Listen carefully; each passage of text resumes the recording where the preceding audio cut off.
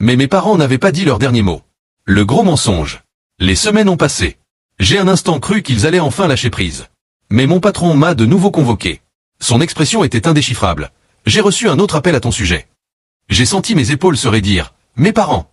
Il a hoché la tête, mais cette fois, ils ne se sont pas contentés de m'appeler. Il m'a tendu un dossier. À l'intérieur, il y avait des réclamations adressées aux ressources humaines, émanant de plusieurs collègues. Il disait avoir reçu des informations anonymes m'accusant d'être violent, abusif et même d'avoir été arrêté pour violence conjugale. J'ai cligné des yeux, incrédule. Quoi? Mon patron s'est penché en avant. J'ai vérifié de mon côté. Évidemment, rien n'est vrai. Mais quelqu'un fait tout pour que tu perdes ton job. J'ai serré les dents. Mes parents, forcément, je peux répondre à ces accusations. Il a acquiescé. Nous allons enquêter, mais je tenais à te prévenir. Quelqu'un veut te détruire. Mes propres parents voulaient ruiner ma carrière. C'est là que j'ai compris qu'ils n'avaient pas seulement envie de ma maison. Ils voulaient tout m'arracher. Ça suffit. Ce soir-là, j'ai pris une décision. Je n'allais pas simplement me défendre, mais mettre un terme définitif à tout ça. La bataille finale. J'en avais assez. Pendant des mois, mes parents avaient essayé de forcer leur retour dans ma vie, non pas avec amour ou remords, mais avec mensonges, procès et harcèlement.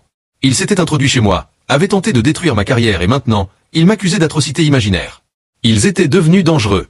J'ai fait quelques recherches et j'ai découvert qu'en vérité, ils n'étaient pas sans abri. Ils vivaient dans un motel, survivant à peine, mais investissant le peu d'argent qu'ils avaient dans leurs actions en justice contre moi. J'aurais pu les ignorer et les laisser se débattre dans leur propre désastre. Mais je ne voulais plus qu'ils aient la moindre prise sur moi.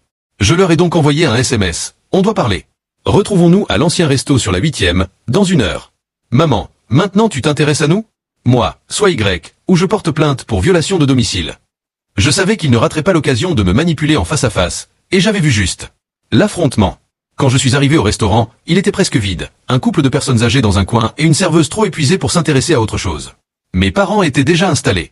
Je me suis assis en face d'eux. Ils avaient mauvaise mine. Les cheveux de ma mère étaient ébouriffés, ses yeux semblaient guetter une issue ou un secours. Mon père, autrefois si imposant, avait l'air réduit, consumé par sa propre avidité. Je ne ressentais aucune pitié, seulement de la colère. Bien, ai-je commencé d'un ton glacial, finissons-en. Ma mère a ricané. Ah, maintenant tu veux parler, après tout ce que tu nous as fait. J'ai éclaté de rire, sincèrement, ce que moi je vous ai fait?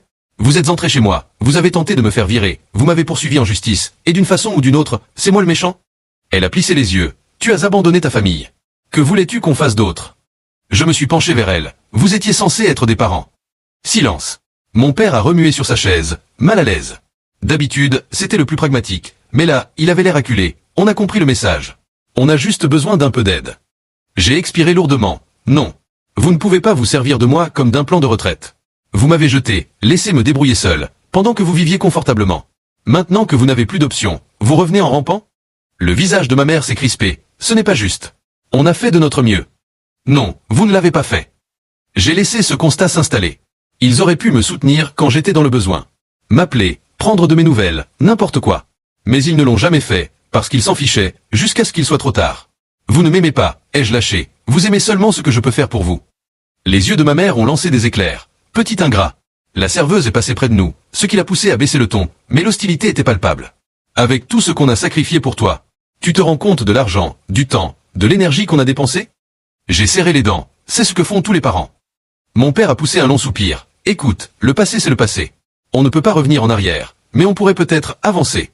J'ai laissé filer quelques secondes, puis j'ai dit, vous voulez avancer? Ils ont tous les deux hoché la tête avec empressement. Alors voilà ce qu'on va faire, ai-je déclaré. Premièrement, vous retirez immédiatement la plainte. J'ai déjà assez de preuves pour vous poursuivre en retour, et si vous continuez, j'irai au bout. Ma mère a fait une moue de dégoût, mais mon père a levé la main, comme pour lui dire de se calmer. D'accord. Deuxièmement, vous arrêtez de harceler mon travail et de raconter des mensonges sur moi. Le moindre ragot que j'entends, je révèle à tout le monde votre vraie nature. Mon père a soupiré en se massant les tempes, c'est tout. Je me suis penché, parlant d'une voix sourde. Non. Troisièmement, vous disparaissez de ma vie pour toujours. Ma mère a ouvert la bouche, comme un poisson hors de l'eau. Tu ne peux pas être sérieux. Je l'ai regardé sans ciller. Je le suis. Elle a commencé à secouer la tête. Tu ne peux pas juste nous rayer de ta vie. Nous sommes tes parents. J'ai senti quelque chose se briser en moi, comme un vieux reste de peur qui m'avait lié à eux, même après tout ce qu'ils m'avaient fait. Et c'est parti en fumée. Je ne vous dois plus rien. Plus maintenant. Ma mère a voulu protester, mais mon père lui a attrapé le poignet. Il a compris que je ne bluffais pas. Et pour la première fois, j'ai perçu de la peur dans ses yeux. Les conséquences. Ils ont retiré leur plainte et arrêté leur harcèlement. Je les ai bloqués partout, ignorant leur pitoyable tentative de me recontacter. Pour la première fois depuis des années, je me suis senti libre. Certains membres de la famille ont pris leur parti, m'accusant d'être sans cœur. Je n'en avais cure. Les gens qui comptent vraiment, mes amis, la famille, que je me suis choisi connaissaient la vérité, et c'était bien assez. Réflexion. Les gens disent souvent, la famille, c'est tout, et, quoi qu'il arrive, tu dois toujours t'occuper d'eux. Mais la famille, ce n'est pas qu'une question de lien du sang. C'est d'être là quand on a besoin de toi, c'est de traiter l'autre avec amour, respect et bienveillance.